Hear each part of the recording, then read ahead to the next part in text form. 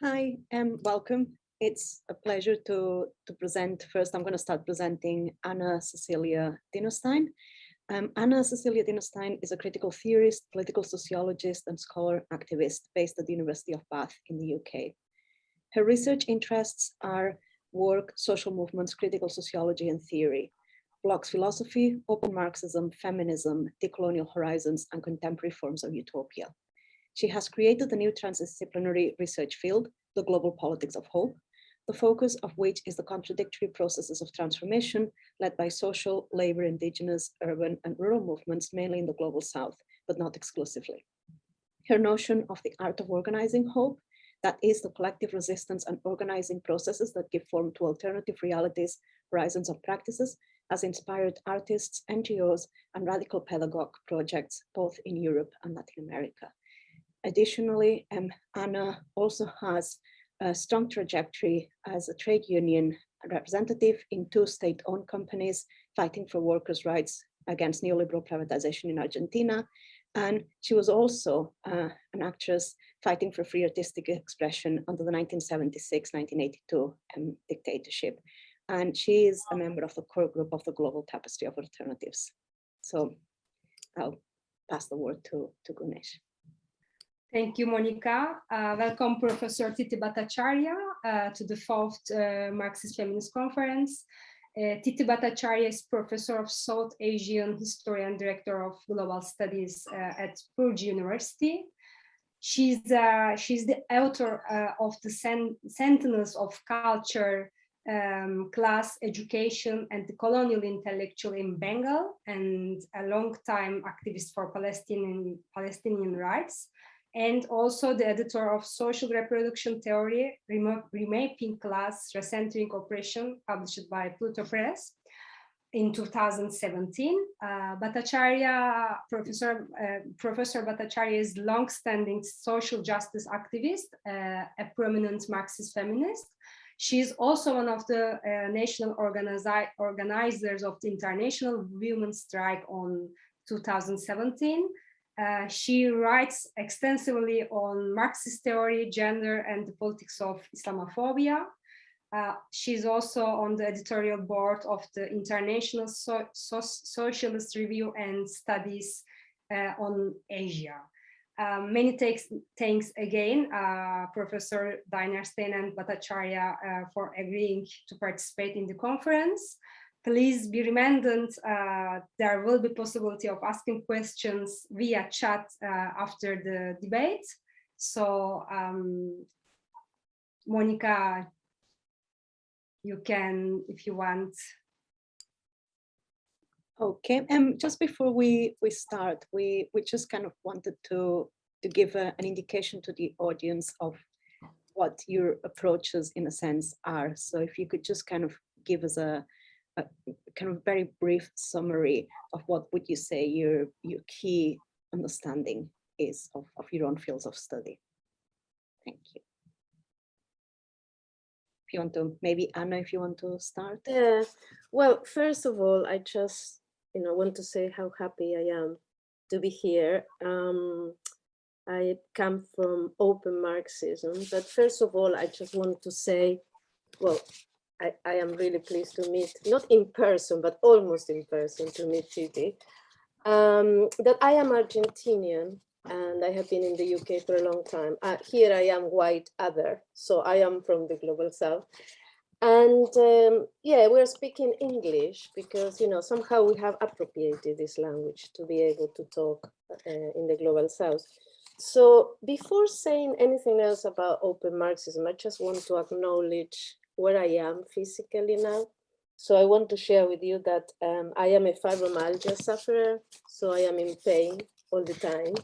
But interestingly, as a feminist, I interpret this strange condition that many people suffer today, a widespread, pain all over the body with no real explanation, because I am really healthy, as part of the process. It's this migraine of the body is really a combination of factors, is produced by a combination of factors, and definitely the system of oppression and all the traumas and all the things that we have to go through, because it's mainly affecting women.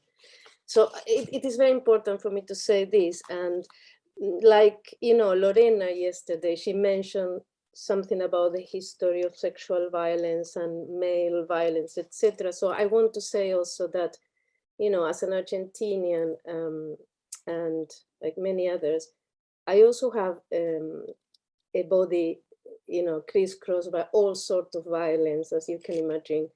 And I am grateful that Lorena said, you know, that bodies are spaces where we can prove actually how destructive, or something like that, how destructive is the system, how it breaks us. So I just wanted to situate myself, and I'm really happy. And of course, in this moment, you know, the pain is off because I am putting all my energy in talking to you in this inhuman system, really.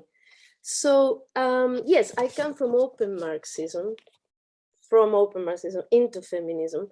And open Marxism, as you know, was created, I will say this very briefly, in the 90s as a response to Althusser's idea that Marxism was in crisis. And actually, the response from these colleagues from London, Edinburgh, and also Psychopedis, Bonnefeld, Gunn, they inherited the program created by Agnoli in his discussion with Mandel, when they were discussing whether Marx was offering an alternative political economy.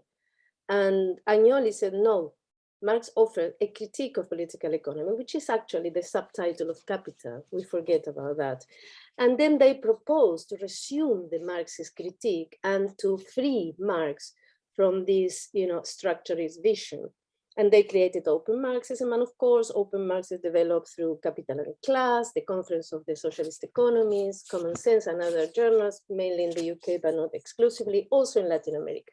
So I work within this framework, creating a critique and opening up the issue of subjectivity of labor, an analysis, for example, of 100 years of struggle in Argentina, looking at crisis and resistance. And of course, I think people know me for the analysis of the movement of the unemployed, where I recasted the issue of class by thinking of how the unemployed could be actually the subject of class struggle.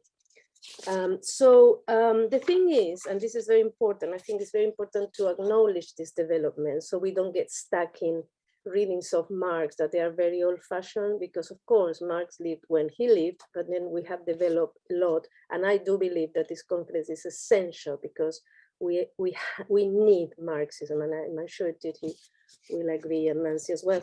We need Marxism in feminism. What happened was that I started opening up the categories and I started feeling uncomfortable, and this is my situation now. There were a couple of situations in which I literally felt sick in the stomach and I had to leave the meetings. I'm sure all of you have been there. And so my work now is on decolonizing Marxism, not only to explain that late Marx looked into this, blah, blah, blah, and this Asulich told him what happened in Russia, but really to decolonize, to open it epistemologically, Marx beyond Marx, of course, starting from late Marx, and definitely work on the colonial feminism as well. So this is where I'm coming from, and I hope I can make a contribution. Thank you. Thank you, Anna. TITHI.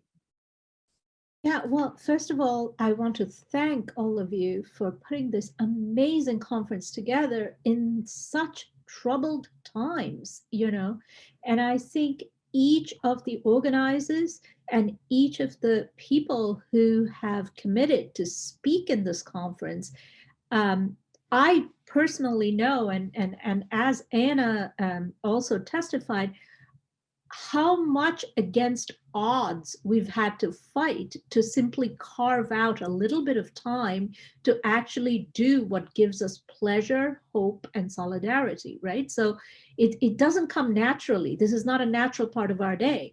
So I want to just really, really show my appreciation and my amazement at how the organizers have managed to pull such an impressive lineup of speakers, such an impressive conference in these times when our planet is burning and our lives are being dominated and scattered to the winds by capital. So thank you for giving me the opportunity to speak here. And it's a real pleasure and honor to be on the panel with Anna. We've had some conversations before, but I hope this will be the start of, as they say, of a new relationship of communication and exchange.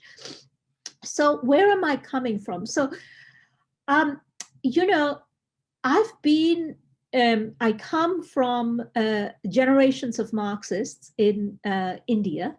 And, my parents were refugees, and Marxism played a very important role, refugees from East Pakistan during the partition.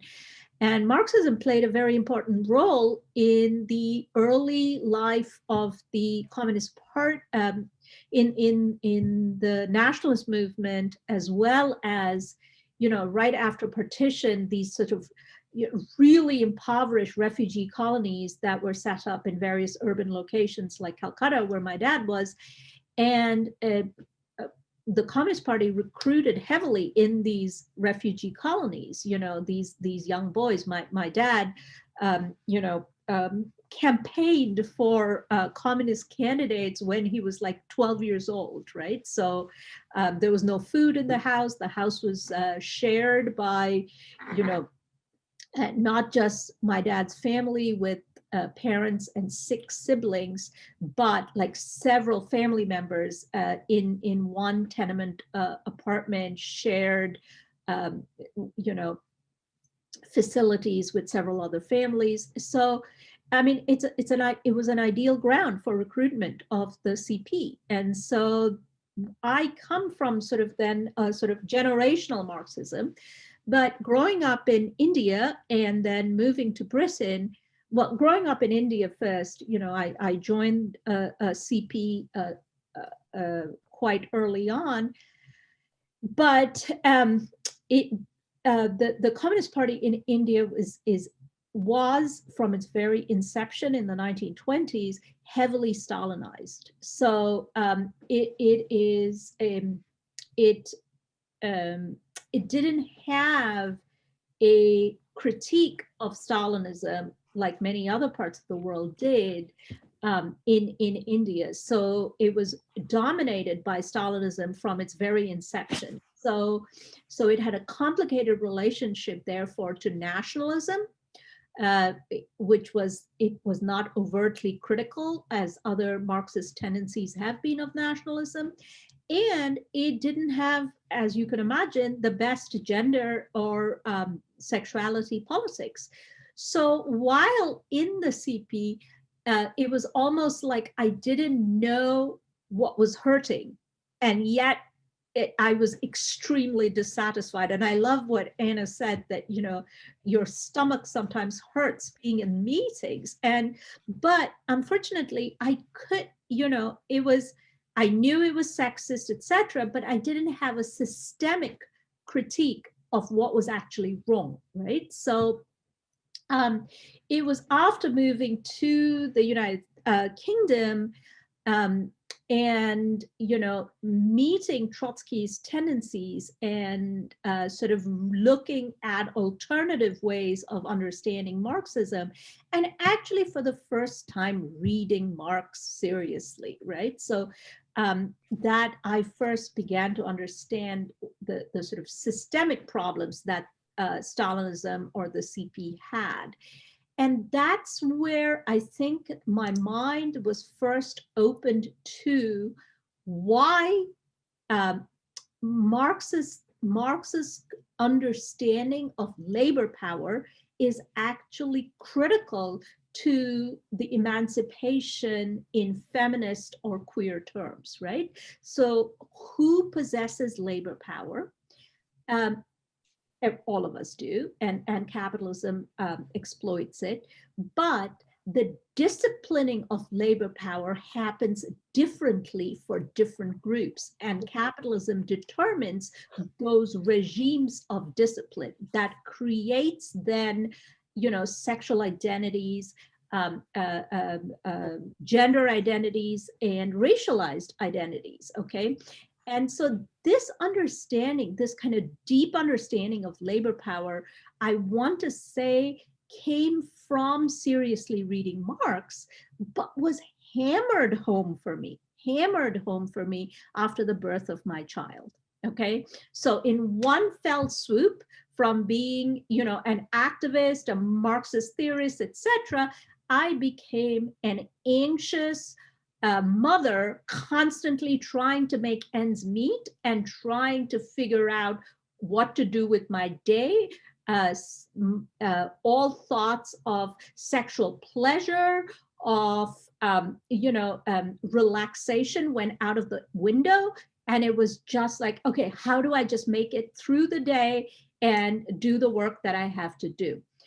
And that's when I think I started thinking seriously about social reproduction theory. Like, what does it actually mean to do the work of socially reproducing labor power? What does that mean? And for that, I'm grateful to the sleepless nights that my daughter gave me, and the complications of a C-section that followed. So I would say I come from a tradition of Marxism, but I come from a specific understanding of Marxism, which I would call social reproduction Marxism. So that kind of special inflection of Marxist theory, which accommodates the idea of emancipatory politics when it comes to oppression, is where I would situate myself.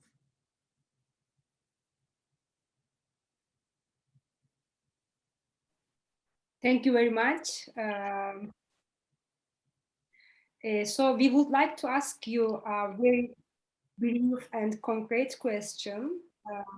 Although we know that the answer will be very complex.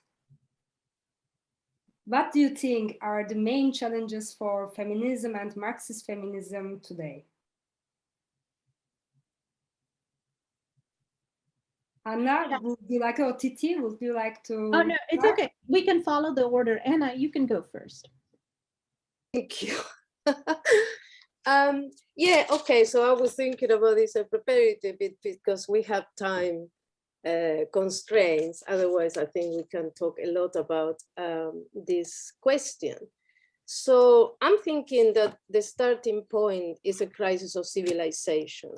When we think about challenges, of course, this crisis includes the crisis of social reproduction, but in order to, in a wide sense, like a planetary crisis that combines the reproduction of human and non-human, that involves ecological, financial, resource, all the things that we've seen here in Glasgow and in the world. Like TITHI said, the world is burning.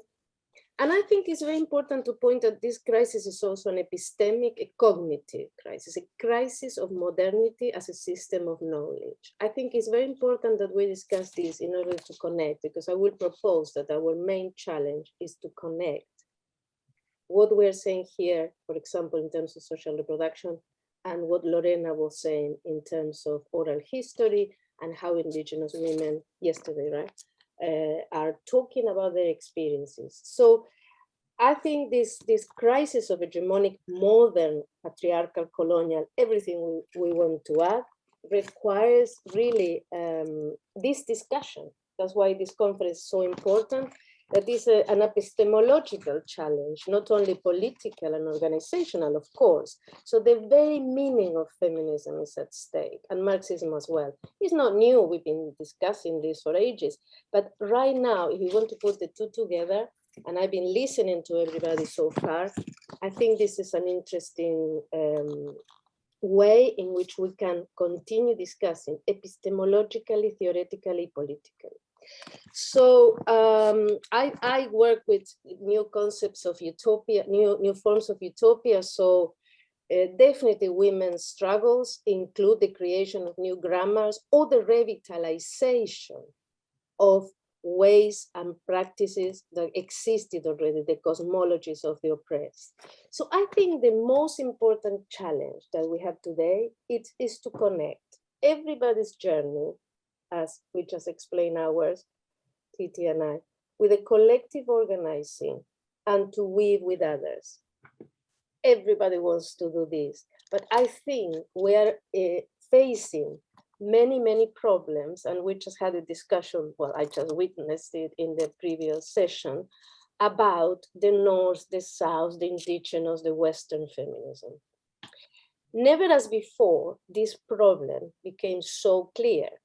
Yeah? So why we have these differences? So in the global tapestry of alternatives, where I belong now, I'm so proud to belong to this amazing network, we use this word, weaving, which I find really interesting to replace networking, because the network connects points, but doesn't really get beyond that point. Whereas weaving is about creating a fabric, a tapestry, where everybody can contribute to create a different form of social cohesion that is not abstract labor. And I will say that in a minute. So think of these two events that took place with 1 year apart.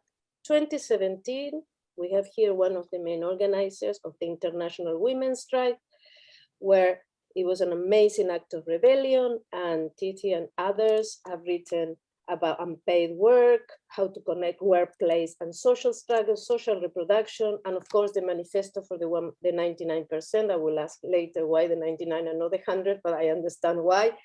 And that happens in 2017.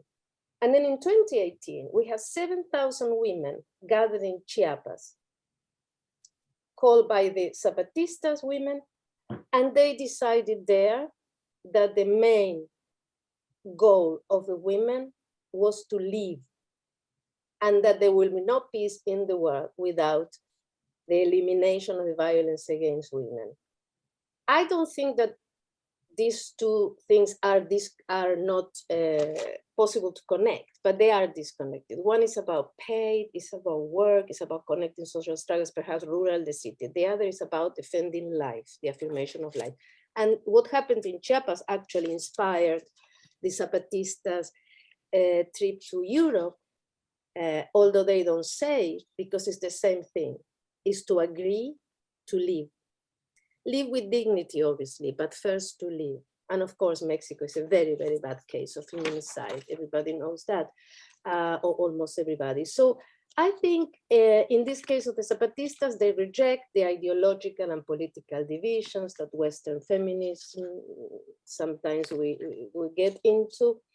And so I have a citation, a quote here from one of the coordinators of the Zapatistas women for the second international gathering of women who struggle. This was the title. It says, what if, compañera sister, we learn not only to scream out of pain, but to find a way, place, and time to scream a new world into being. Just think, sister and compañera, things are so bad that to stay alive, we had to create another world. So, you know, this is the essence of this struggle, that I think it is important to communicate to the, it's not that we don't suffer violence, it's just the problem of connection. So I think, having said that, the key issue here is how we understand capitalism. And I will take a minute to explain this, and perhaps we agree or not, I'm not sure, but it's all for discussion. From the perspective of open Marxism, the most important characteristic of capitalism is not simply to put people to work and exploit them, that's a given, but to subordinate the social reproduction of life, human and not human, to the value form. This position allows me to say that capital is a force that pushes forward, trying to homogenize experiences and trying to synchronize in order to produce, to get to the other end where they are supposed to obtain social validation and money.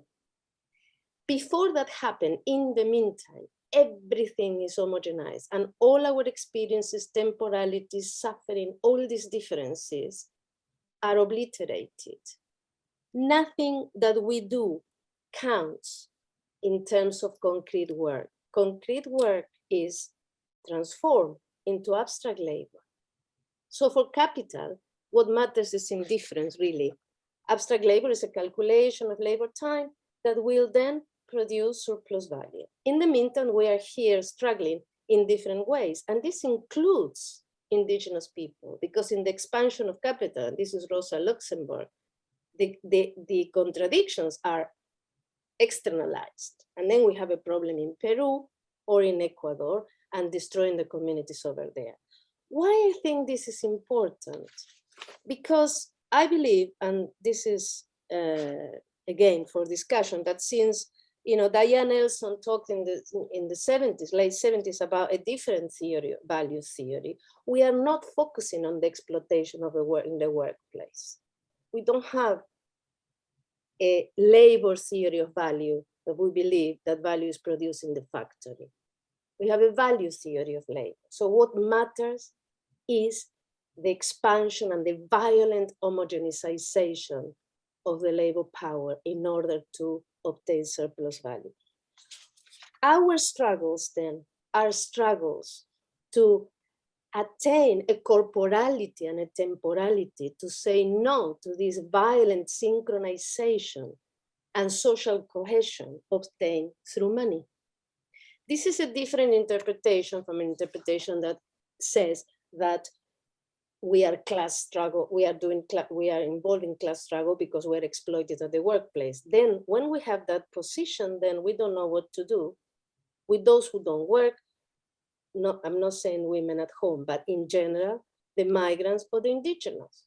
If we see capital or capitalism and with coloniality, of course, inherent to the value form and not something that came after, like Maximiliano Tomba says, slavery wasn't a mistake, it was a necessity, and it continues being. So there's nothing to be sorry about. It will be like that forever. And there is a constant process of dispossession in place. So what does it mean is that we have abandoned this idea of the working class as the subject of revolution for a long time. So the important thing is that if we are all resisting this process, the violence process of this homogenization to synchronize activities in order to produce value, then it is easier for us to say that we are different because capitalism is a system that is mediated.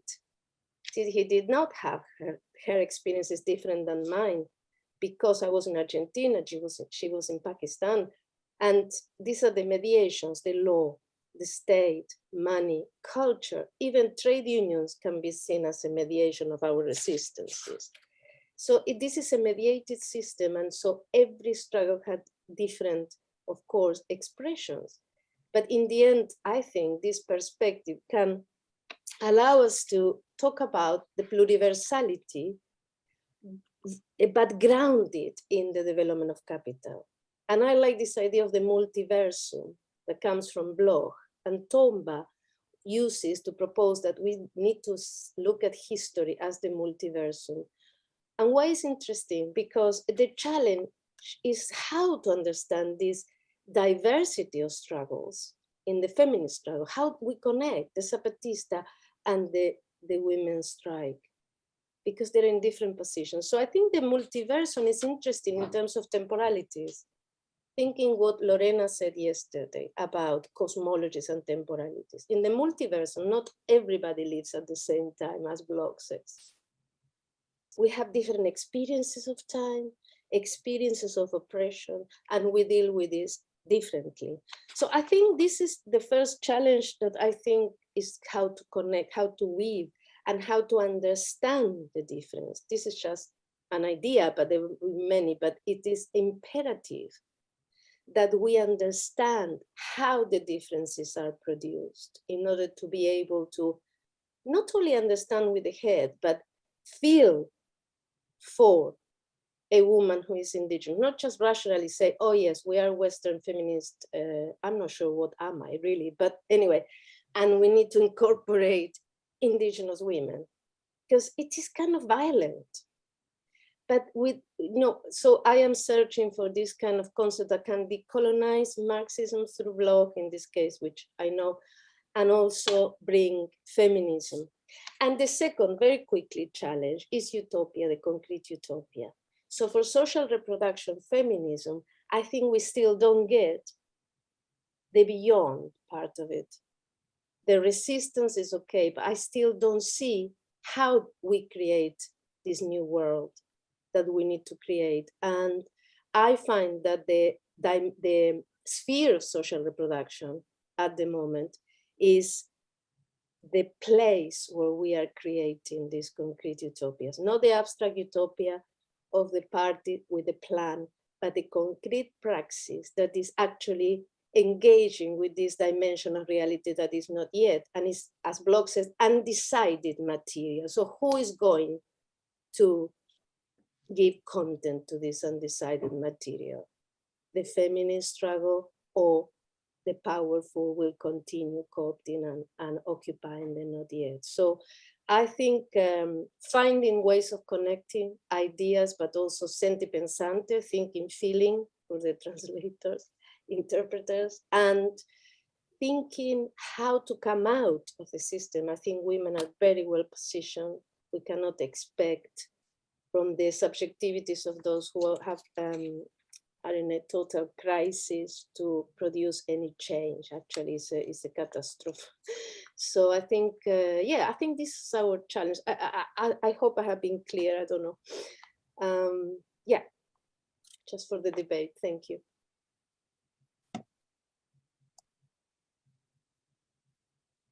Thank you very much, Professor Dinostein.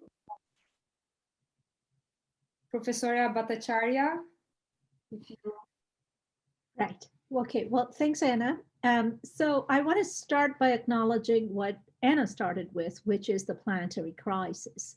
That this is a crisis unprecedented in human history, and that is going to change human history forever.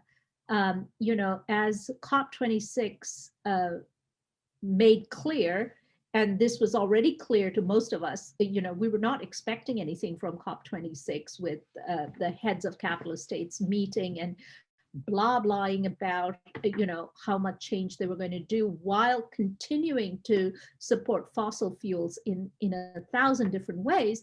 And basically, if you look at it, I don't know if you had a chance to hear the Prime Minister of Barbados or the heads of state from small island nations that, I'm sorry, we are going underwater because of your emissions. So, this is a completely disproportionate scale of emergency that we are facing, but it is a scale of emergency that is going to catch up with the rich nations. There is no doubt about it, because the planetary crisis is not discriminating in that way.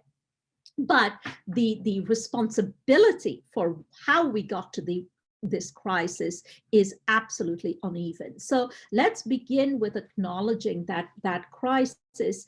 And so this question, what is the challenge for Marxists and Marxist feminists in the years ahead, is enormous. It is to save the world, as they say in superhero movies, right? It is on our shoulders to basically debate, discuss, and figure out ways to save the world, because there is nothing less than that right now. This is, and I'm hopeful, because of recent events that I hope we get to discuss. But let us not for a moment underestimate the scale of the crisis, and therefore the scale of responsibility that we bear to move forward. From that huge picture, which seems almost impossible to handle, let me extract a tiny seed, which of both theory and possible political praxis. And that seed that I want to extract from this panorama is the notion of life, okay? And I want to think about life as a, in a Marxist way, not in, your sort of a self-care guru way that we need to take care of our lives and, burn more candles. But I want to, and do more yoga, but I want to focus on a theoretical, a Marxist theorization of life. And what I mean by that is very clear, which is Marx was the first philosopher who taught us that profit under capitalism. So lots of people, as you know, in a group of Marxists here and feminists, as you know, lots of people were anti-capitalist before Marx and after Marx, right? But Marx was one of the first philosophers who basically said that the source of profit for capitalism does not come from exchange on the marketplace, does not come from the fancy machines that the capitalists rise up, but it comes from the worker and her labor power. Okay, so it comes from labor power, or the labor power of the worker. So what we want to say is that, what does that actually mean? It means that living human labor power is sold by the worker to the boss for a wage.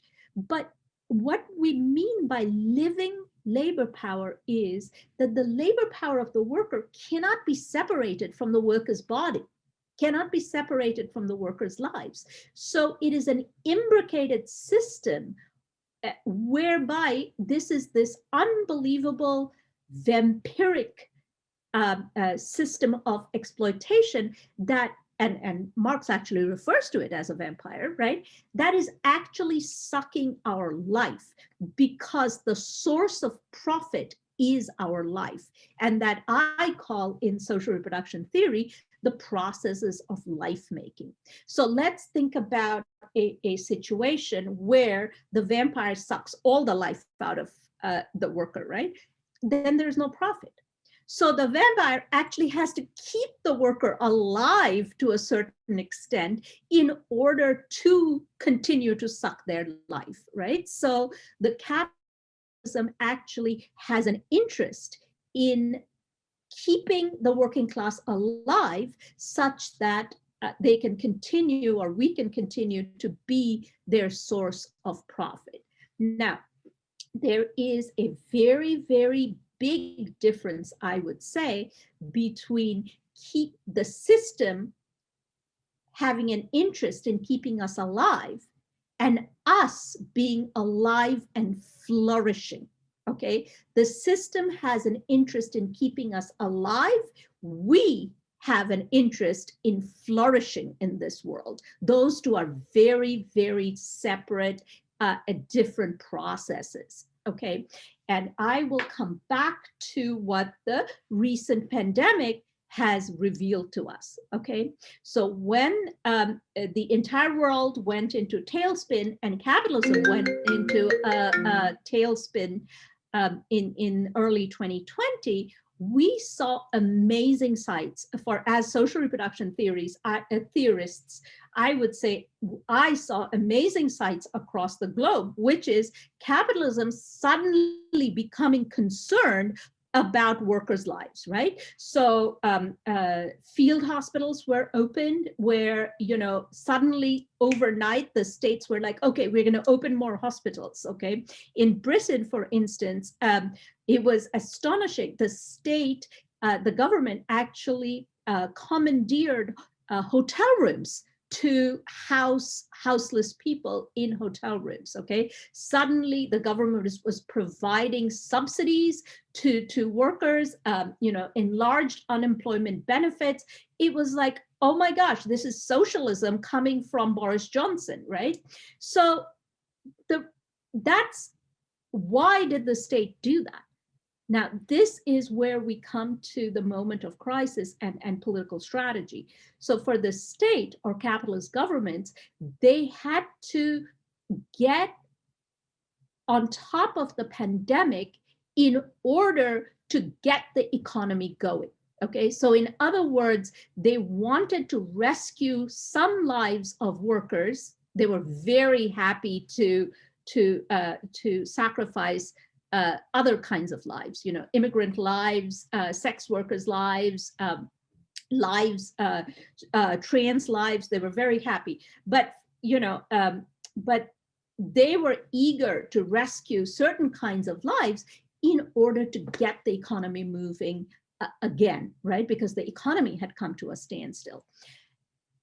From that kind of approach to life making, which is life making by capitalist governments, is not our life making.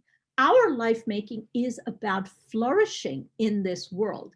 It is about a harmonious relationship between us and non-human life. Okay, it is about for the first time, you know, experimenting with our creativity, for the first time living in and experimenting in collective living. That's, you know, that's flourishing. Now, capitalism is not interested in flourishing. So we face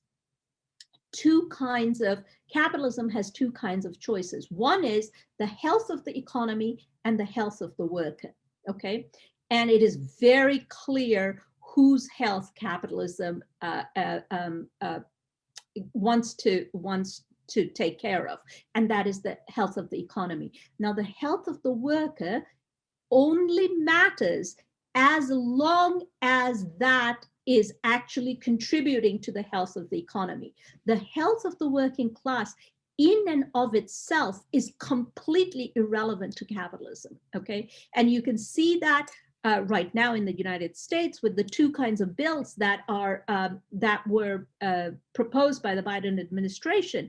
The infrastructure bill, which is about roads and bridges, did get passed, right? Whereas the social spending bill, which was about social reproduction of the working class, was pared down and depleted till now it's almost meaningless.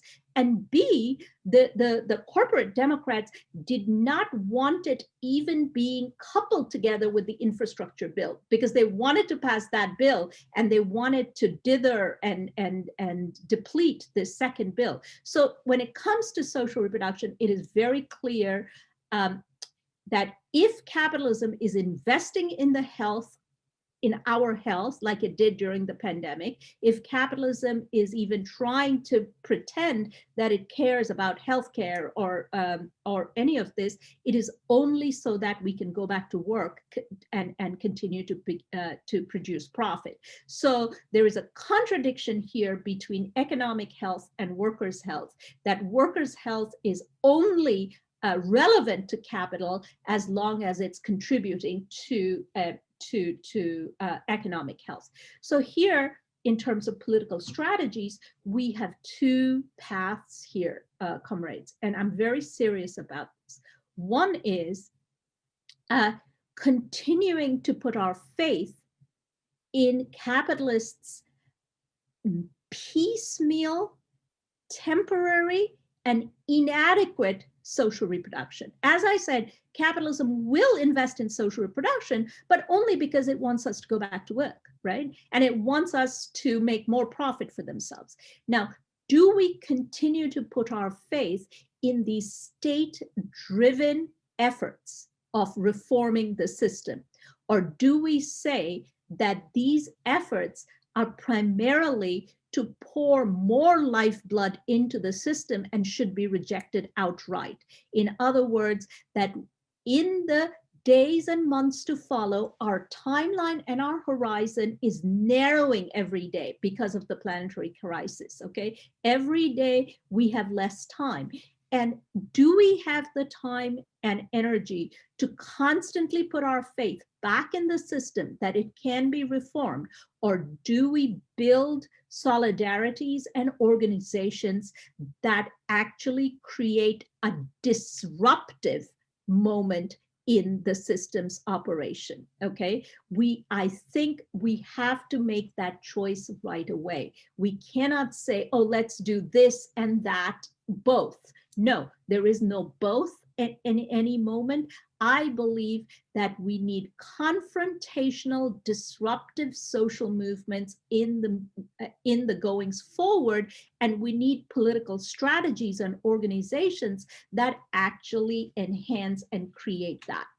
And I will end with just the one thing, which is we need to emphasize, write about, theorize, and constantly talk about solidarity, because what the recession of mass movements have done to our movements is we've become segmented and we have become disconnected from each other, where we don't say that actually the emancipation of Palestine, the reason we are standing for Palestinians is not because we feel sorry for Palestine, but because if we strike a blow against imperialism in Palestine, that is a blow against imperialism everywhere. So if we can fight for Palestinians, that is actually a step forward for the Uyghur Muslims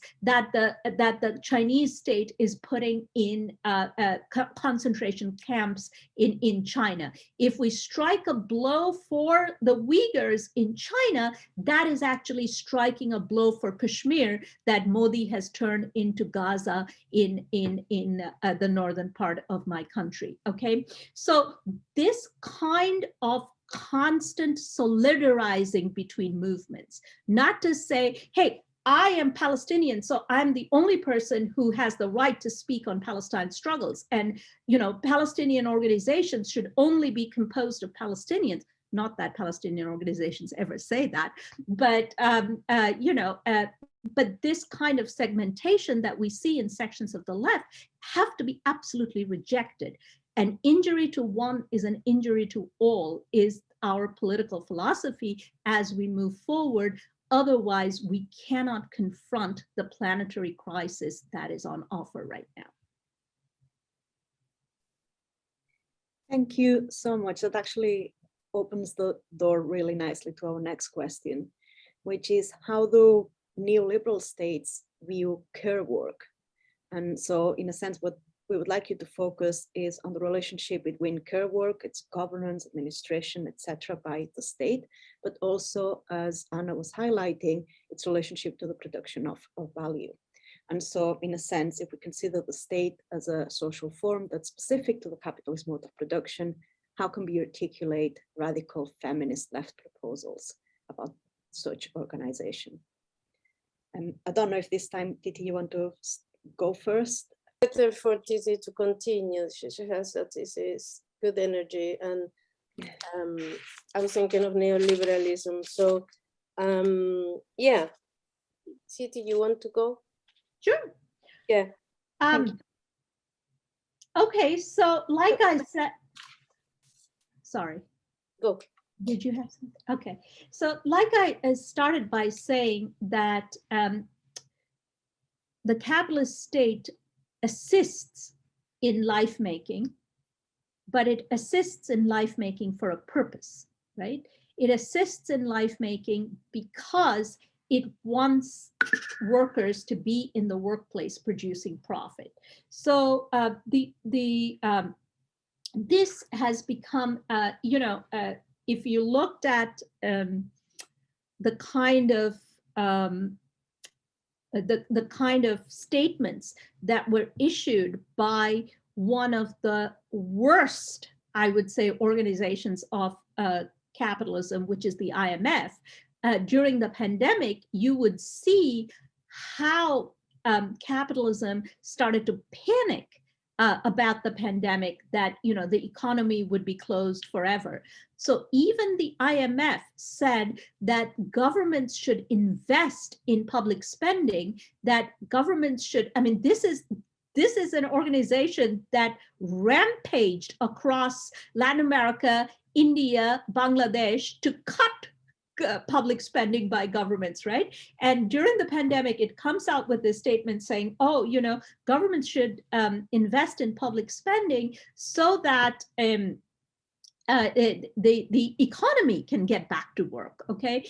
Every single politician who invested in life-making activities, okay, be it the opening of a hospital, be it the forgiveness of debt payment, be it the forgiveness of rent payment, which happened in the United States, all of these crucial steps were not done to actually assist people through the pandemic. They were not done to actually help people survive the pandemic. They were done so that the economy could be opened back up, okay? So this is capitalism's contradictory relationship to life making, okay? And the capitalist state is a close accomplice of the market, okay? It is separate from the market, but it is a close accomplice of the market. So what I want to say is capitalism's relationship, as I argued before, to life making is contradictory. On the one hand, it needs life to make profit. On the other hand, it does not want to invest in that life and its continuance, right? So, in other words, higher wages, better healthcare, education, public parks, public programs would actually make life a flourishing life, but capitalism, but those kind of investments also cut into capitalism's profit, right? So what capitalism wants to maintain is bare life. So it wants to maintain life in the most basic manner so that it can continue, people can continue to go to work and continue to make profit. Any investment that the working class has wrested from capital and the capitalist state in whatever small way that contributes to our flourishing has been done because of working class struggle, okay? So in the sort of fight between capital and labor. So the capitalist state has this contradictory relationship to life that my friend and colleague Susan Ferguson recently wrote, that it is about the state invests in life making from above. Okay, so it is life making from above, whereas the working class actually does life making from below. So all the solidarity that you see, you know, that was on display during the pandemic, people helping each other, people creating new art forms to maintain sanity during the pandemic. All of these were instances of life making from below, the working class standing in solidarity to each other and helping each other flourish, and neighborhood groups were set up. You know, so many wonderful things happened. So the thing about the capitalist state investing in life making from above is also that it is necessarily and systemically temporary, right? So the minute the economy was back into action, the capitalist state immediately withdrew all of those relief measures that it gave the working class in order to get the economy up and going. So all the rent control was again removed, all rent forgiveness was removed, all the housing that was provided to houseless people was removed, all the subsidies that were given to working class people to go through, child credits, all of that was removed immediately as soon as the economy got working.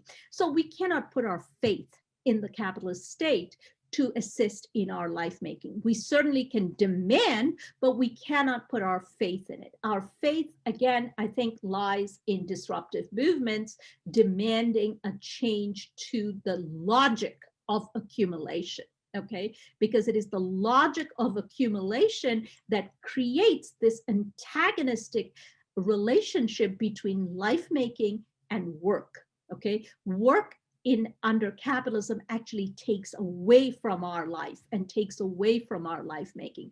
And unless that logic of accumulation is disrupted or reversed, we are going to continue to be in this cycle where we have some temporary relief sometime and then removed immediately after the economy is lubricated enough with labor, right? But again, I want to emphasize that our time is shortening. Okay, the horizon is darkening because we cannot continue to experiment on whether this will work or that will work, because the planetary burning is not waiting. And as capitalism continues in its competitive manner with its logic of accumulation, it is burning fossil fuels and it's pushing the planet further and further into crisis. So yes, comrades, we can discuss and debate on the fate of capitalism, but we do not have time to determine the fate of the planet. So this is where the two questions are deeply connected and must be answered simultaneously, because the fate of the planet can no longer be severed from the fate of capitalism.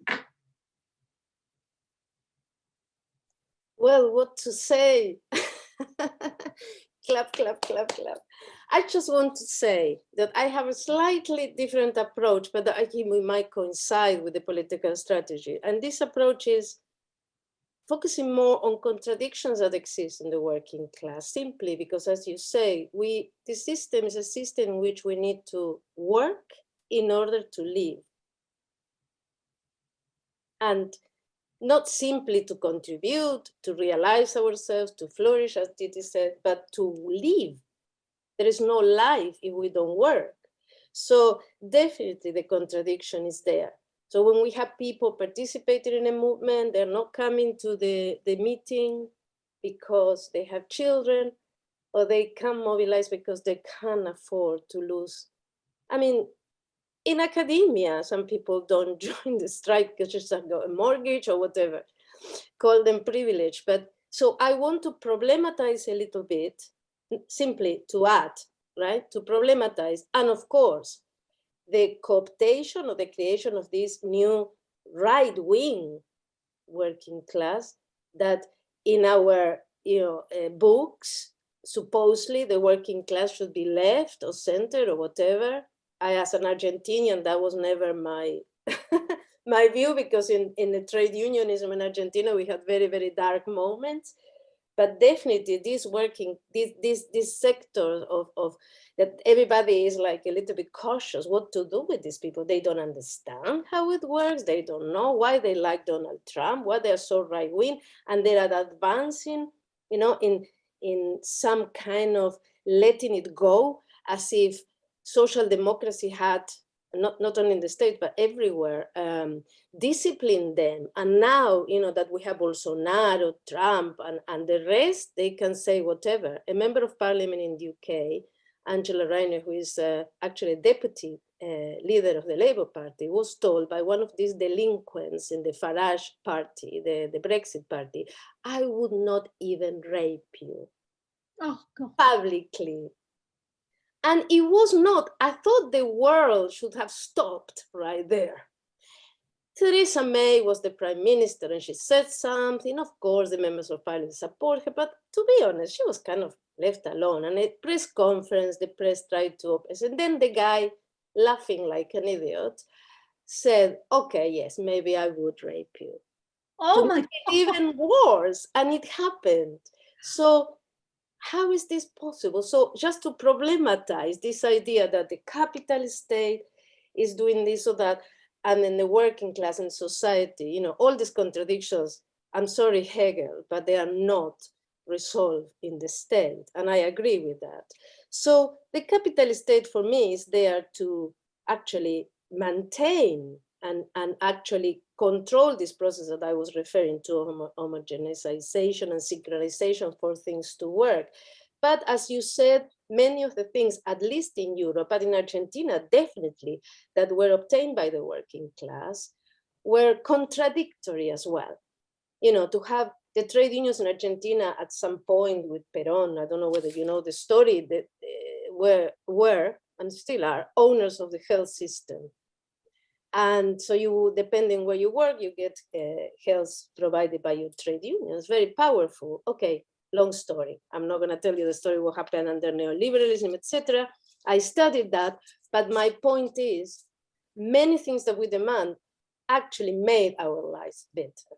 We just got the abortion legislation in Argentina after a big campaign, of course. I think some of them are here, and listening. And it is important because we need to save those lives.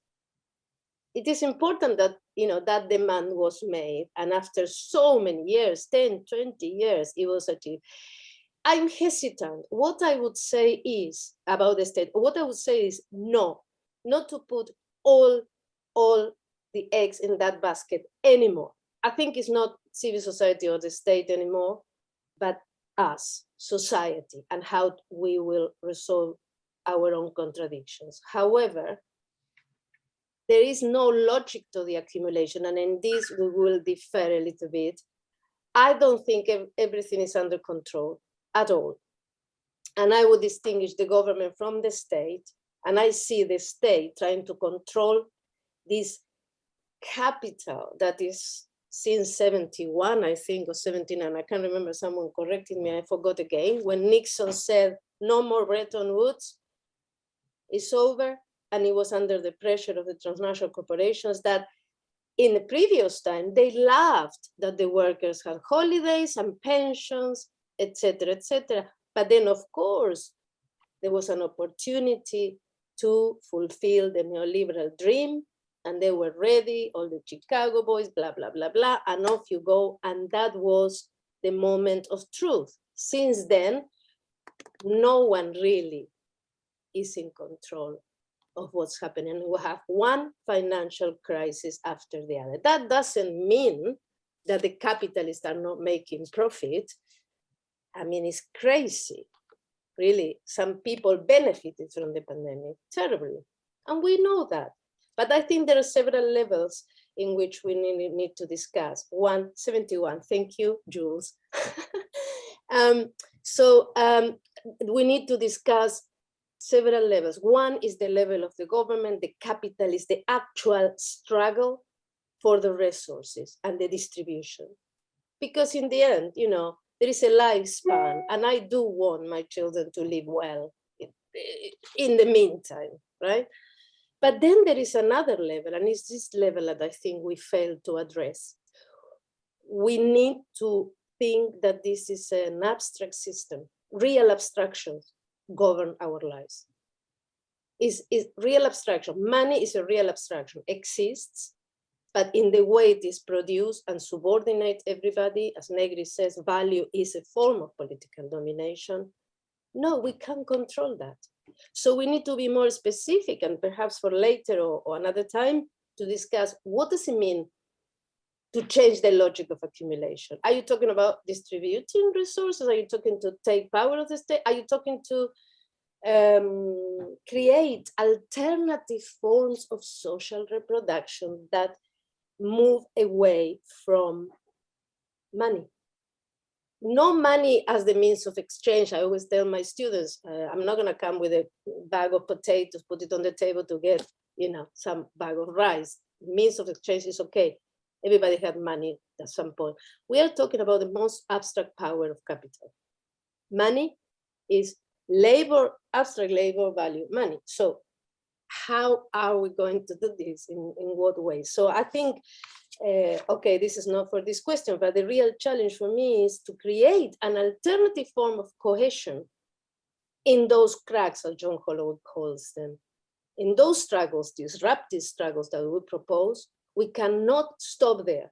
We cannot stop saying no, demanding that this change. We need to create alternative forms, and it's happening. In the Global Tapestry of Alternative, we are registering 800 alternatives in India, for example. I can send you the link, and many other places. How to connect them? Well, yes, we need to discuss. That's why I am trying to work on this connection between different struggles and different forms of thinking, experiencing. So there is an abstract, real abstractions govern our lives, then we have certain levels in which political struggle is actually tangible. But I don't think, if you think the ways in which the financial markets perform really, we're gonna really, it's crashing, and it's in 2008, we've seen that there's no more difference between social democracy is dead, basically, and there's nothing in the middle. Here we bail out the banks in the UK, and we live in a communist country, basically. The state owns the banks. No one noticed. I think the Bank of Scotland still owned to the taxpayer, and that was Gordon Brown. And now, you know, the Tories are increasing the taxes. Incredible. So exactly, you know, it doesn't matter.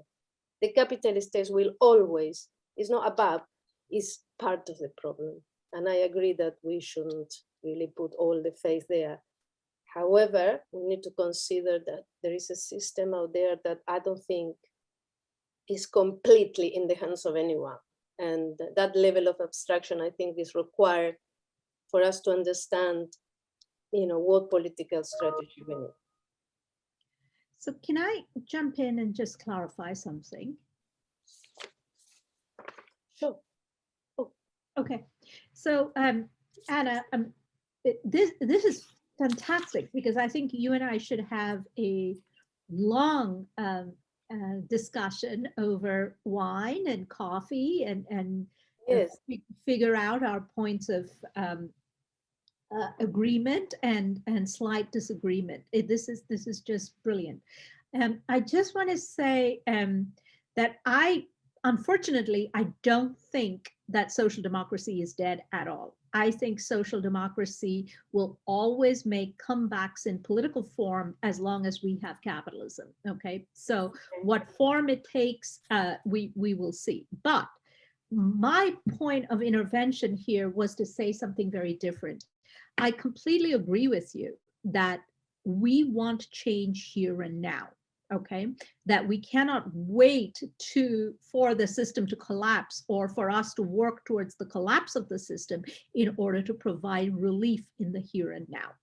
I want to go even further. I want to say that in providing relief in the here and now, we broaden the horizon of possibility of what an alternative would look like, right? So unless we fight in the present for very concrete demands, we cannot forge a picture of a utopia that we want for later, right? Let me give a little example. So in the United States, my favorite example about this is the civil rights movement, right? So everybody says that when you think about the civil rights movement in America, you think about March of 1963, which is when Martin Luther King stands in Washington and gives the "I Have a Dream" speech, right? So that is, 200,000 people listening to him in Washington after that march, right? So that's March of 1963. What people forget is that march was the culmination of struggle for many, many years previously, right? So let's take one moment of the struggle, which is the Montgomery Bus Boycott, which is Rosa Parks not giving up her seat, okay? That is in December of 1955, okay? December of 1955, Rosa Parks doesn't give up her seat, and the Montgomery Bus Boycott begins. Can anyone tell me how many days the boycott was previously planned for? Does anyone know? 1 day.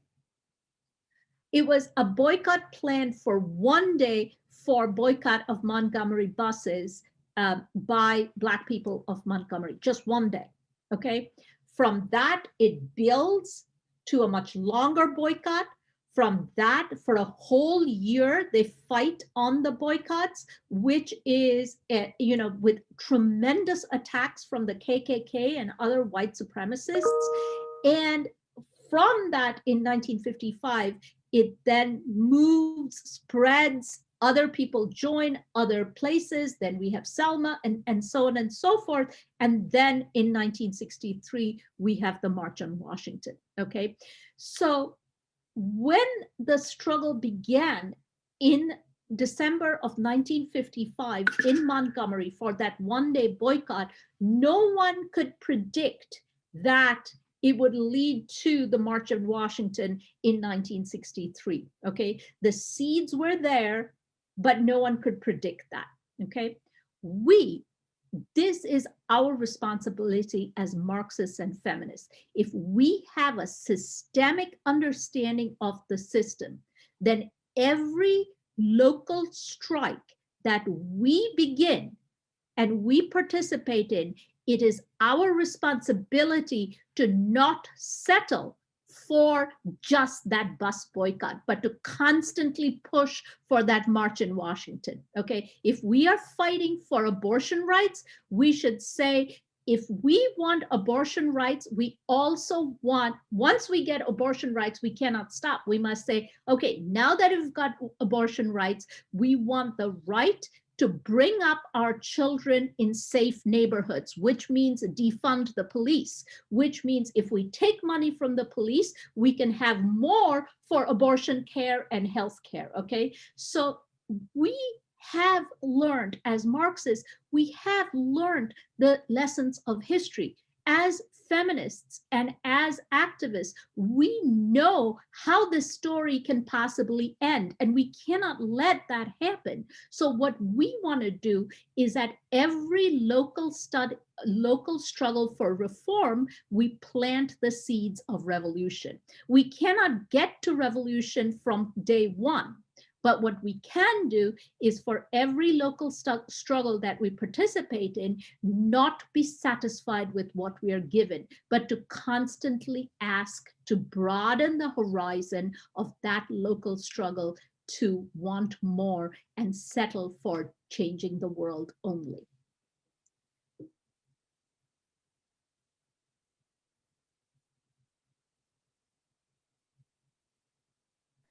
Thank you very much.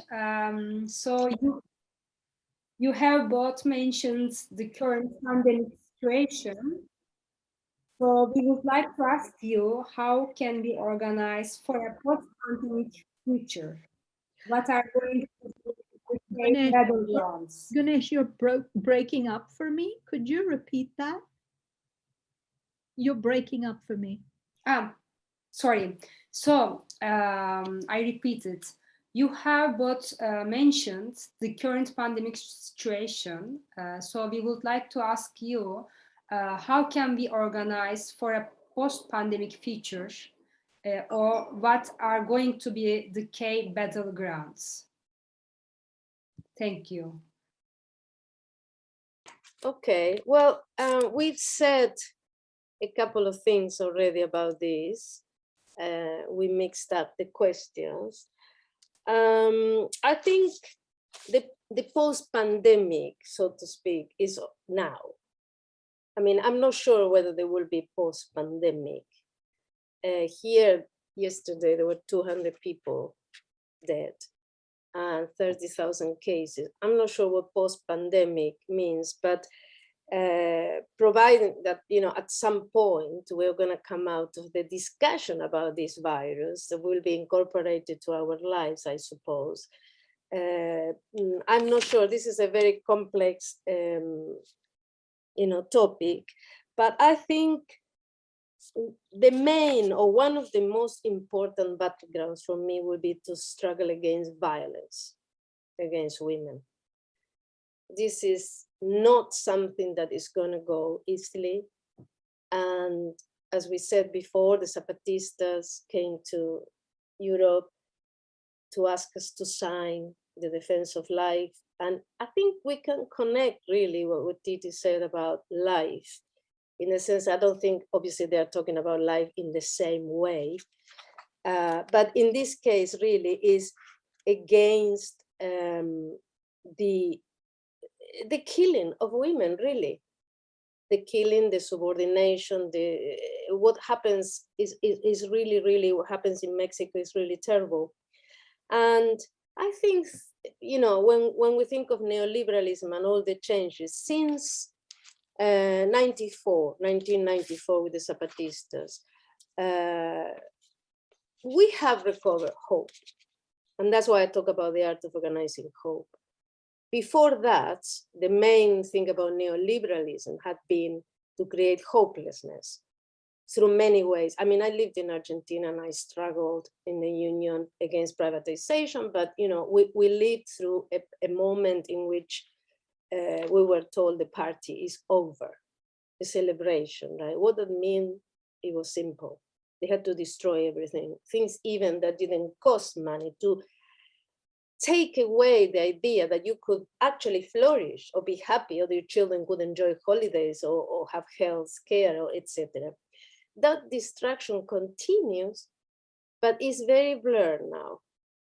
It's not clear because they have done something that it was self-defeating, that they had destroyed the basics of accumulation. That's why we are now listening to this, as you said, you know, investing in care or doing as much as they can to keep things running. And that's why, you know, I don't want to mention this, but we have the universal basic income discussion as well in Davos, and as well, you know, in the movements together. So violence against women and peasants. I just have in front of me La Vía Campesina International Campaign, Stop the Violence Against Women. On the 25th of November, there will be a global day of action. I just got this for the elimination of violence against women. I read it. La Vía Campesina calls upon its members and allies to organize activities to raise awareness, give visibility, stand in solidarity, and denounce the alarming levels of violence experienced by women, children, and LGBTQIA people worldwide. A violence that has only worsened with the COVID-19 pandemic. Society cannot ignore these multiple forms of violence impact more than half of the world's population. We require public policies that guarantee their rights and assure dignified life for women and communities. And this is going to be in a couple of days. So that's one. But of course, then, as we said, we don't only want to be alive, we want to live well and with dignity. And that's why I think this is the moment in which we really need to connect all these struggles with other ways, really, of thinking of life.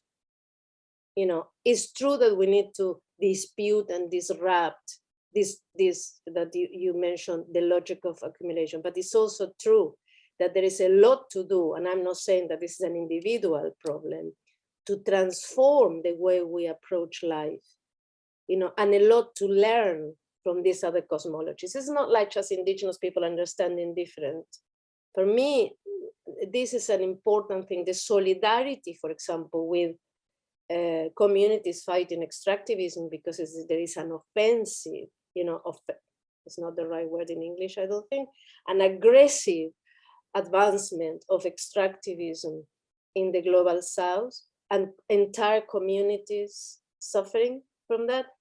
But hey, the same industry that is destroying those communities is hiring high-tech, well-paid workers in China. And this is in a book called The Planetary Mind by Arboleda. The question is, how do we connect these two? Because those who earn well in China will not give their salaries away. So again, trying to compete. So we have, the first is violence and hunger. I don't think we have taken hunger seriously enough. And this is Bloch, right? I think hunger is a big problem.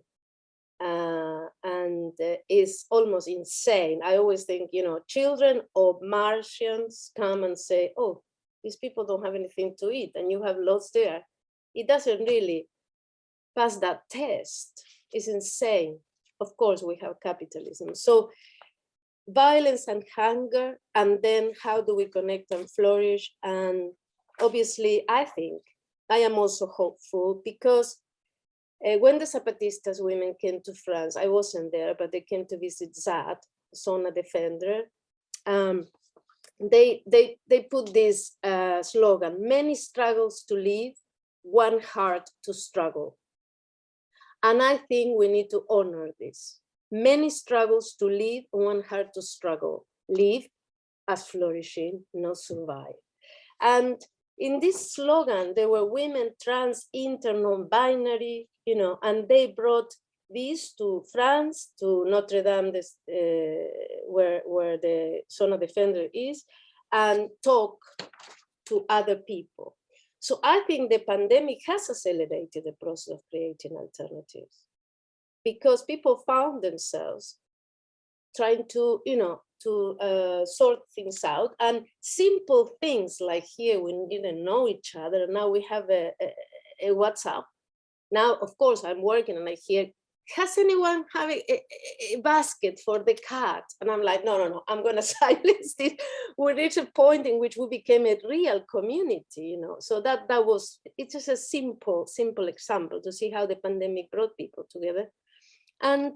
But also in many communities, people are creating these concrete utopias.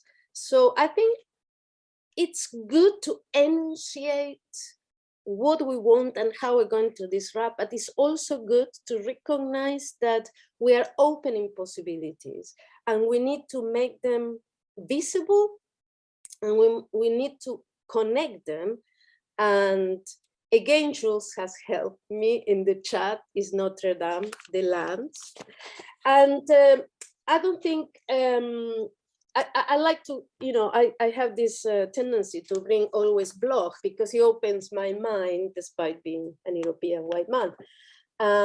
So Bloch says that actually reality is utopian because it's open. And so what we need to do is to learn hope to make this happen. So this is Kat Moir, a colleague who she works on Bloch, and she talks about the materialist, the praxis philosophy of Bloch. So the philosophy of hope is not a philosophy of hope as in, you know, wishing something, is praxis. And so utopia is right there. Reality is open. Materially, it's not in our minds. Materially, there is a possibility to do differently. And so if we convince ourselves that this is true, then the second point is, how do we do this? But we're still discussing, you know, that is not possible. Possibility is not the same as probability. Possibility is always there. You know, we cannot say that something is not possible. Not probably, perhaps, but that is the whole point about possibility, that we cannot say that something cannot exist or cannot be done. And so if the reality is open and possibility is there, you know, territorial struggles, global struggles, solidarity, we need to keep rethinking how to connect. And we are in the Global Tapestry of Alternative, we're doing quite well in trying to record. And if we're lucky, in a project that I'm writing, we're going to have a platform, if we get the money,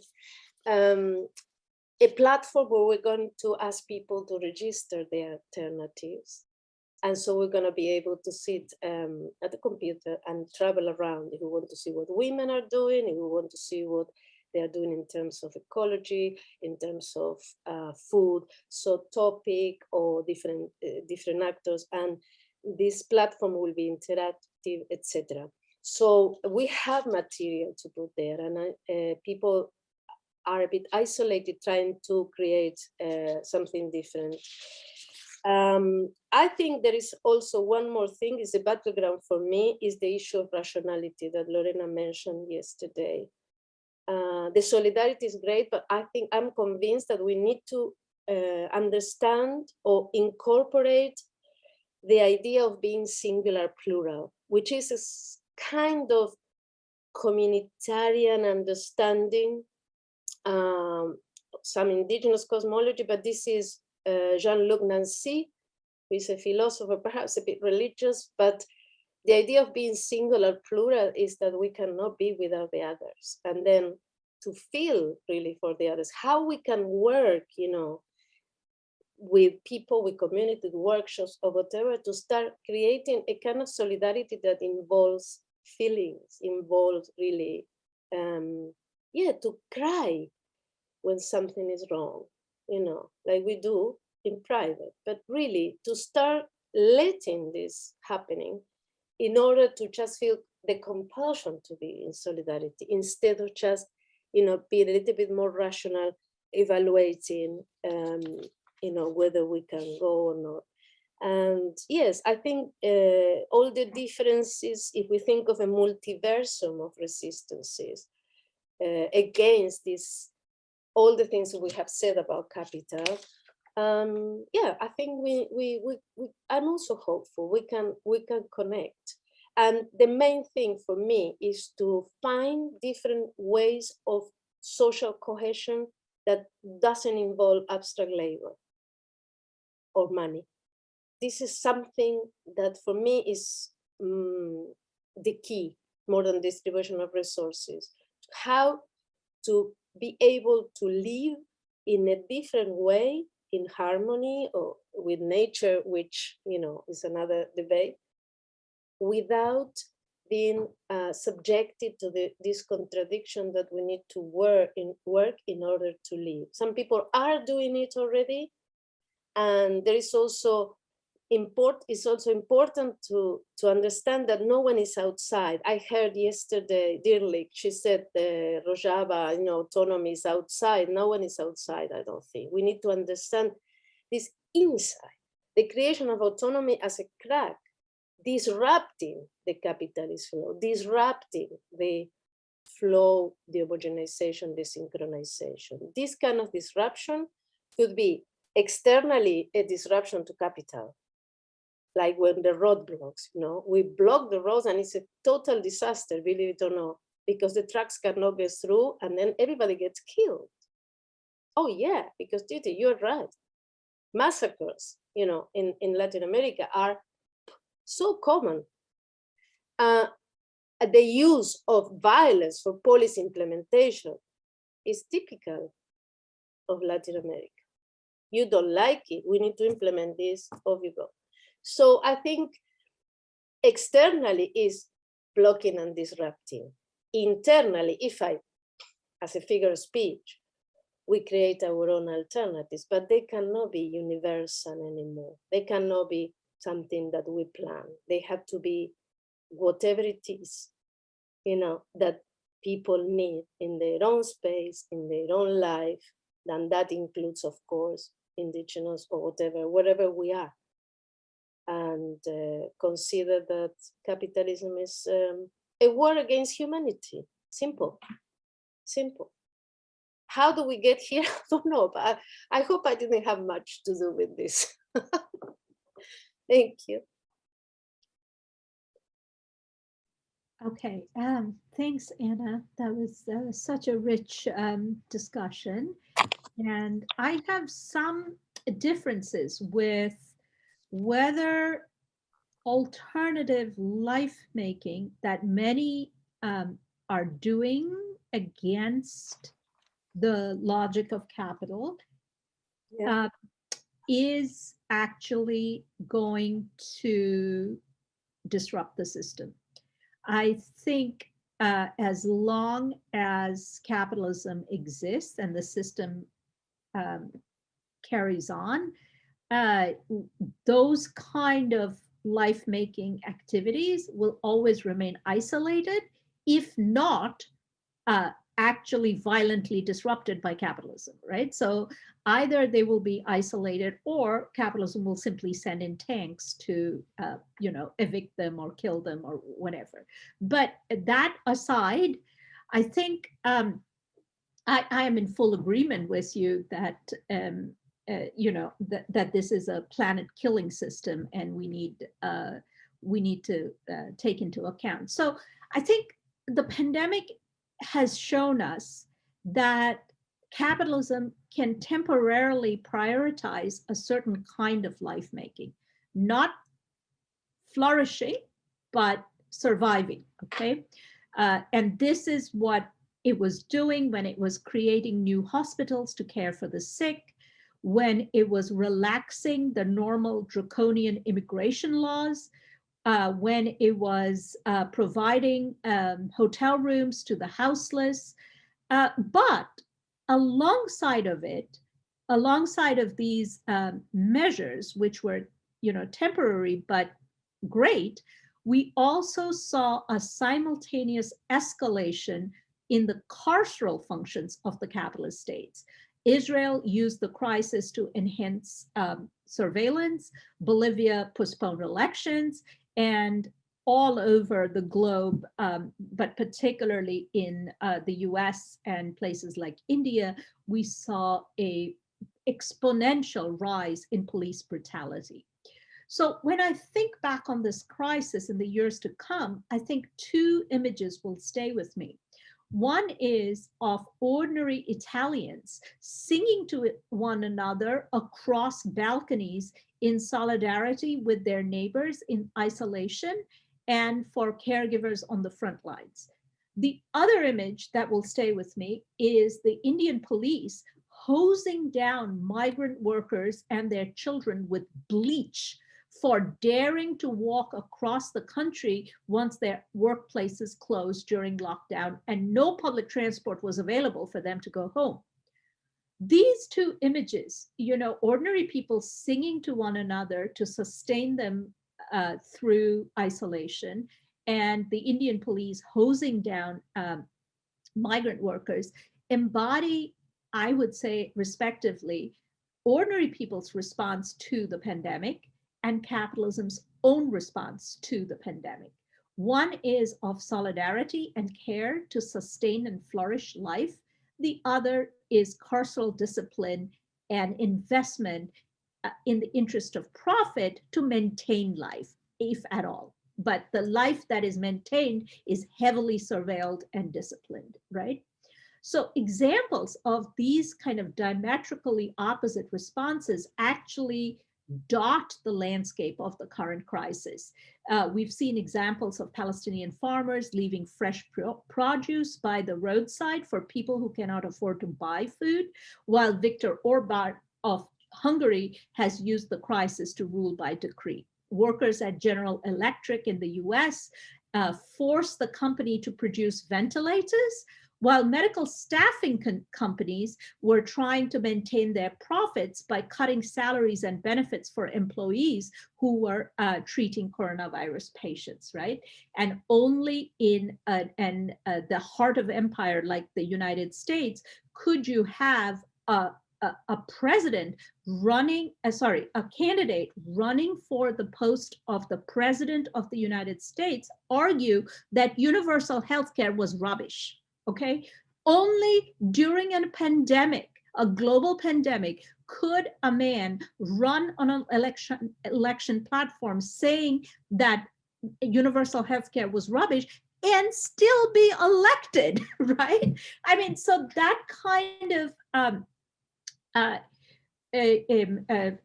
exposes for me the two kind of responses to life during the pandemic. One is our response, ordinary people's response, which was through solidarity and flourishing. The other was capitalist response, okay?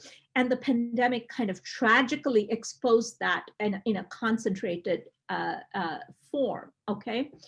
And so what we have also learned is that the kind of life making from below, as Sue Ferguson calls it, can actually never stand in and fully compensate for the kind of public investments that is needed for a mass flourishing of life, right? So we cannot do that on our own or in our small communities. For that, we need massive public investment, no matter how many sort of, mutual aid societies and food banks we create, in order for, as Anna pointed out, for every child on this planet to have a full meal and a full stomach, we need a public investment on a scale that is absolutely massive and cannot be done piecemeal or locally in small scales, right? So what I would say is that I think as long as capitalism and capitalist state survives, our lives will always be precarious and always be compromised, and some lives will always be valued more than others, okay, as long as the system remains in place. And that is why I think we need to constantly highlight the systemic nature of capitalist violence, right? That it is not about this or that government. This is not about certain acts of violence being exceptions, but these acts of violence are intrinsic to the logic of the system. It is actually necessary to the system, and it is necessary for the system to survive, okay? So violence is actually endemic, constitutive, and a rational part of this irrational system. So I think while we think about, when you say, what should we do when the pandemic crisis passes, I think wherever we can, we should, at the current moment, constantly speak out against going back to normal. Normal was the problem.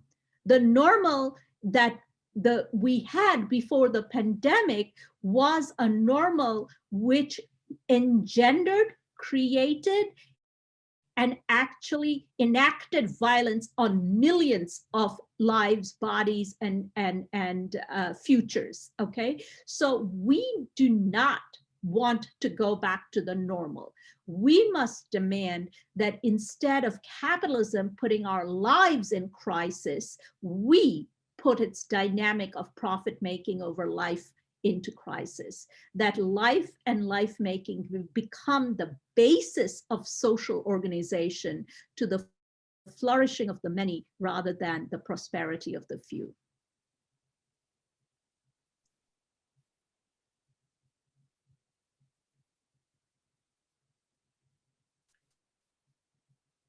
Many thanks, Professor Bhattacharya and Dinostein. I just now we will give sorry. No, I just want to say that I feel that there is an opportunity, but we are not there.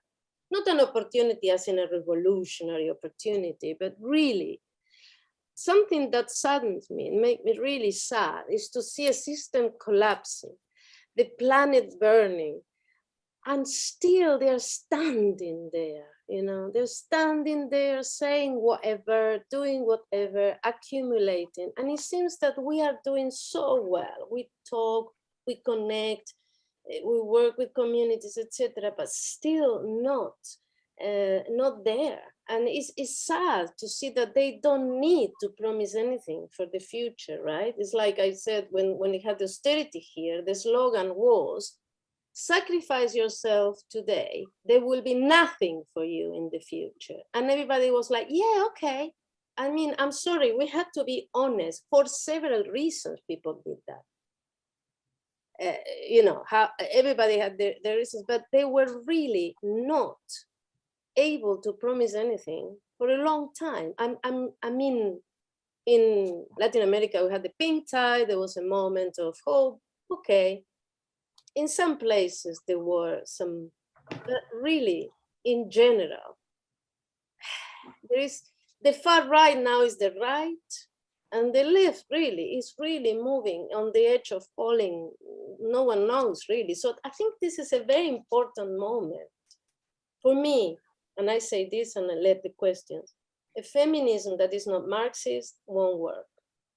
And a feminist Marxism that is not decolonial or whatever, I'm not using decolonial as in the colonial school, but decolonize itself won't work either.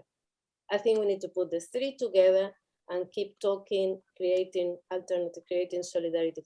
With relation to the alternatives, I know there is this feeling that, oh, well, Dalit women get together in sanghas and do this and that, who cares? I am not sure. We can actually liberate spaces in countries. We can think of not organizing by countries. think about it. It's a bit late to present this, this problem, but always the good things come at the end. You know, why countries? Why countries? You know, this is a nationalism that is an organization that comes in the fragmentation of the political, as Holloway says, in countries. Maybe we need to think about something else, cities or something, that where people actually can flourish. In a country, you depend on this distribution of resources nationally. Imagine in the United States, a federal, when Argentina is also the same.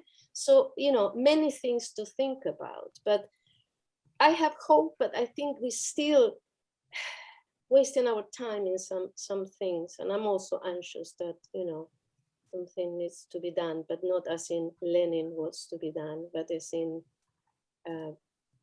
more like as in Zapatistas asking, we walk. So I want to add one thing to what Anna just said, which is, and it relates to one of the questions that are there in the chat about, you know, the working class being right wing. So in the US, workers are actually refusing to be vaccinated, and workers are attacking other workers and you know, preventing the spread of the vaccine message and so on. So I want to add one thing to what Anna said. Okay, so feminism without Marxism or class-based feminism, right, is pointless, because, you know, and it's the same for all other social movements, I would say. You know, I just saw this hilarious meme on social media the other day that environmentalism without class struggle is really gardening. So, you know, we can't, you know, we need class struggle in all our social movements right now. So that part, you know, is absolutely becoming more and more tragically apparent as the day goes on.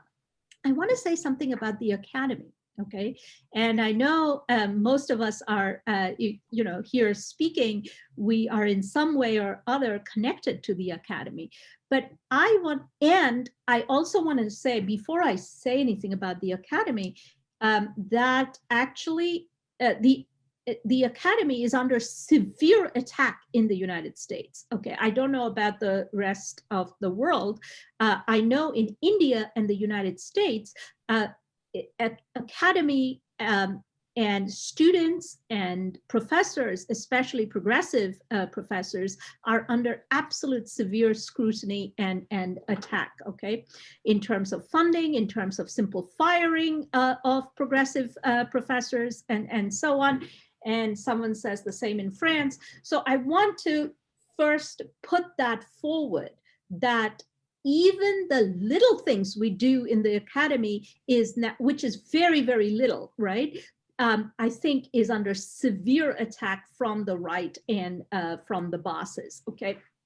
Having said that, I think because of the recession of social movements under neoliberalism, we have, as a left, put more of our faith in academic discussions than we have in working class politics and mass politics. And here, I think I want to be thankful for the feminist strikes that began in 2017, which were the first sort of return of mass international struggle, right? That pulled the focus away from, you know, small one victory here, one loss there, and, you know, constantly writing books about it and trying to find ways out of it. That for the first time, you know, in the post neoliberal era, let me amend that. The first time was the Arab Spring. Okay, all of those revolutions that shook the MENA region, and then it was the feminist strikes that, you know, suddenly drew the focus back into transnational mass struggle, okay, which is basically where we need to be in the coming day and age, okay? And here I think if you look at the state of the left, we have more journals than we have organizations. We have more magazines than we have organizations, okay? This is, and our magazines are great. and you know, I sit on the editorial board of Spectre, and it behooves me to ask all of you to subscribe to it. But I want to say that I wish I could say that all of you must join your trade union.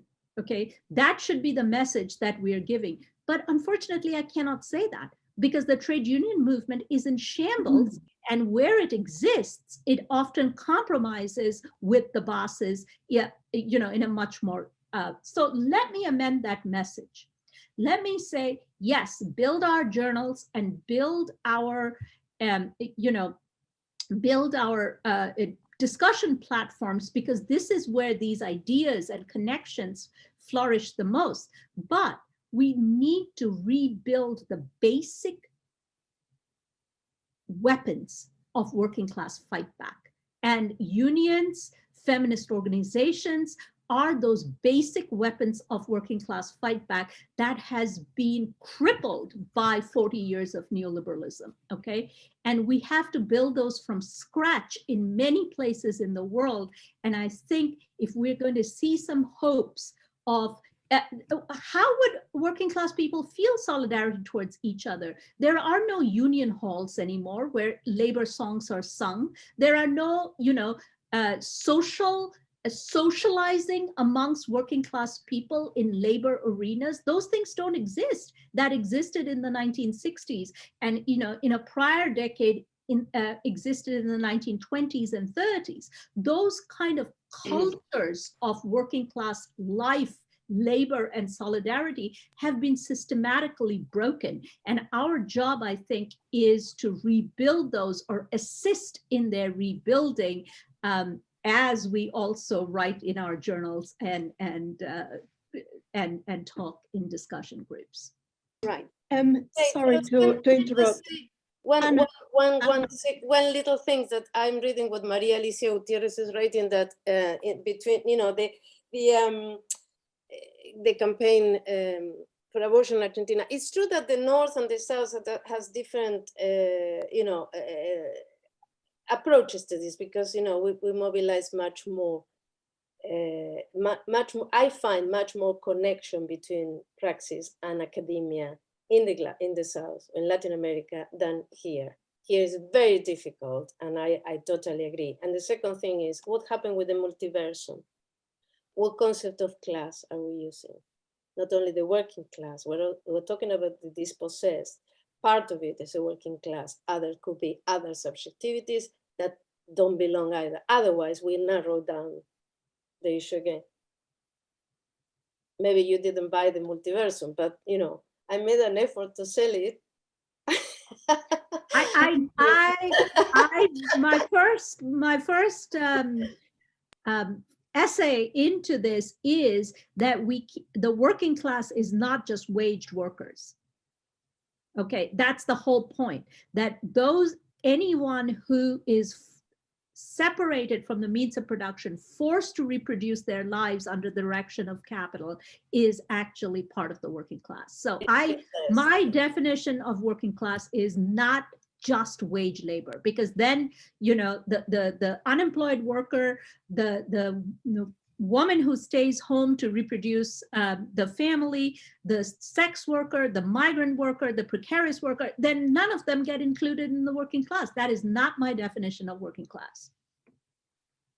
Thank you both. We are fast running out of time, right? And so whilst I wish that we put us together, we can't stop the conversation forever, we can't. And I would really like us to consider at least 2 of the questions from the audience. And so, but the challenge is you're going to have to answer in less than 2 minutes. Okay, so go. So Gunesh is going to make the first question. Perfect. Thank you, Monica. Let's start with a question that is addressed to Professor Dinerstein. Yeah. What does this epistemology opening mean in terms of maintaining the essence of historical materialist method by Marx, but also opening to different cosmologies? Difficult question, and thank you so much for the question. This is the question that I'm exposing myself in this book that I'm not writing for Pluto Press. The title is undecided also, but it's something about the decolonizing force of Marxism or something like that, or decolonizing Marxism. To answer this question, I mean, it's complex, but I just say one thing. We need to come back to and other interpretations of history that are not modern history. I ask my students what was happening in Egypt or in Turkey when we had the Industrial Revolution. It is very difficult for Marxists to move beyond that. There are contributions from the Global South, of course, but they are an afterthought in the North. We bring Fanon, we bring a little bit of Latin Americans, make a cocktail, but we could live without them. This is my impression when I came to this country. So, for example, the decolonial Marxists, they don't call themselves like that, but I consider Aníbal Quijano, Grossfogel, and Dussel, Professor Dussel as well. They are Marxist in the sense that they understand the system, but they talk about 1492 as a starting point of creation of a system. This is world system theory. Some people say this is not Marxist, but I think we need to stop, thinking to be so picky about things. And for me, an approach that understands that everything, the creation of race as a concept, as Bonfil Batalla in Mexico argues, started in 1492, the othering, in order to subordinate, and this is pure class, to subordinate the indigenous people, to tell them you're inferior, is an invention, no one is inferior, race doesn't exist as such, race is class. And for me, this is an epistemological opening. To come back to that moment in 1492, in that century when Spain was dominating the seas at the time, then there was another way, according to them, with Holland, and then there's Industrial Revolution. That is the third. And we always talk about empire, about India, and about slavery. And then we need to come back to that in order to decolonize Marxism. And what happened in 1492? Race was created. These people were told, you're inferior. In addition, of course, to the devastation, the evangelization, and anyone can tell the terrible story of the most significant Holocaust in history. 8 million people were killed in order to free the space to create a modern system. We don't talk about this. Why not? Why, as Marxists, we don't discuss this? So this is an example of what I'm doing.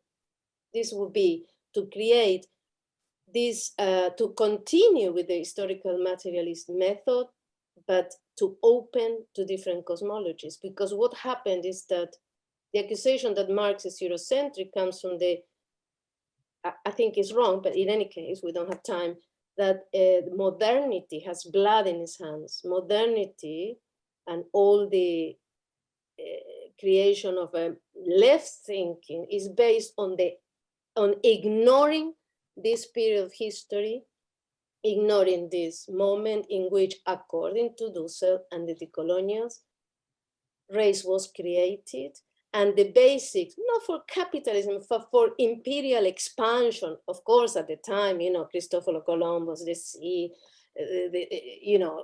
all that began and up to this point. So that's an example of how I would open epistemologically. Thank you so much. The next question is going to be for TITHI, so it's going to be a different question directed at you. Again, 2 minutes, huge challenge. So the question situates it saying, you have said we cannot trust the state, although we can make demands from it. So how do social reproduction theory conceptualize the state? How do I conceptualize this? Well, how does SRT conceptualize the state? I think we have this is a very easy question in 2 minutes. I think we have a very concrete Marxist understanding of the state, that the state is, under capitalism, the market exists to do certain functions, and the state exists to do certain different kinds of functions, but they're both connected. So the market and the state operate in differential ways, but in a concerted way for the continuation of profit. So, you know, the state thus, therefore, under capitalism, the state organizes certain kinds of life making, as we talked about it, right? So healthcare comes from the state sometimes, you know, free education for children come from the state, public education. So taxes is the method through which capitalism funds those kind of activities, and the state organizes those, collects taxes in order to do those. But the state also is a guarantor of violence in the system. The market does not perform violence. The state performs violence often for the sake of the market, right? So there, I think we have to think about this organizing of life, okay? So yes, the state pays for, through our taxes, for free education for our children. But it is not just free education for our children.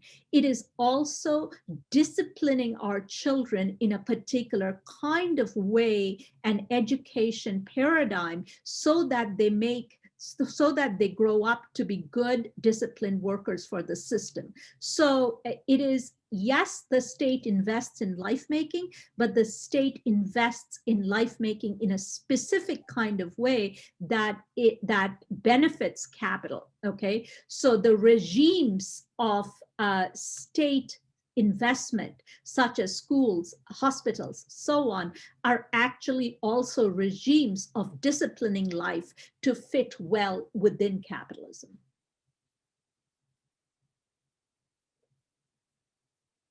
Thank you very much. So we should close the panel, especially to the colleges who are doing the simultaneous translation. Thank you very much. Thank you very much, Professor Dinerstein and BHATTACHARYA. So maybe Monica, can you say something? Yeah, sure. I just really want to thank you. I think this has been an exciting panel with an amazing kind of debate. And I think we should try and do something else soon, because there's plenty of things that have been left unanswered, and Yeah, that we really should be exploring them a lot more. It'd be nice if we can save the questions. I'm interested to save those. I don't know how. I tried. But... Yeah, Gunesh and I have been collecting them, so we can. Okay. Nice to meet you, and thank you for everybody listening. We talk a lot. Next time, don't put us together. That was the point. And thank you so much to the translator comrades, okay? Yes, I know how hard that is, and thank you so much. Of course, yes, thank you. Thank you. Thank you. Bye. Bye.